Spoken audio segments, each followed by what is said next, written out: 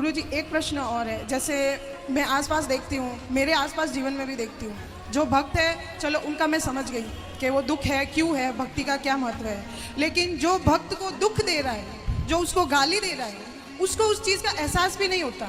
मुझे नहीं समझ आता वो क्या सोचता है, वो ऐसा क्यों करता है, और उसका पूरा जीवन अच्छे से चल रहा होता है और वो भक्त रो रहा होता है, और उसका पूरा जीवन अच्छे से चलेगा। अगर उसको सज़ा मिलेगी तो वो भी मरने से कुछ दिन पहले, तो उसका जीवन तो मज़े से गया, और भक्त का पूरा जीवन रोने में या कष्ट में तकलीफ में गया।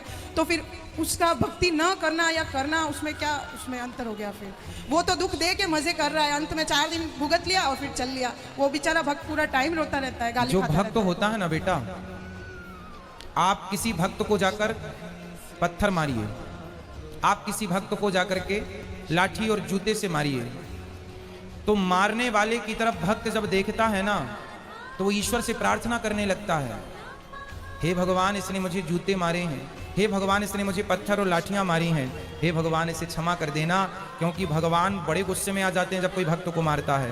पर वो भक्त, आज की कथा सुने आपने, द्रौपदी के 5 बेटों को मार डाला था अश्वत्थामा ने, और भगवान ने पूछा कि बता क्या करूं इसके साथ, तो द्रौपदी ने क्या कहा, छोड़ दो छोड़ दो। कोई भक्त यदि बदले की भावना रखे बैठा है तो भक्त हो ही नहीं सकता। भक्त तो ये चाहता है कि इसने गलती की है पर भगवान इस पर क्षमा करना, और भगवान क्षमा करते नहीं है। विभीषण को लात मारा रावण ने, मारा, लात मारा भगवान ने, भगवान को, भक्त को। भगवान ने कहा रावण तुमने मेरी छाती में लात मारे होते ना, मैं तुम्हें माफ कर देता, तुमने भक्त को मारा है इसलिए माफ नहीं सर्वनाश करूंगा, कर दिया।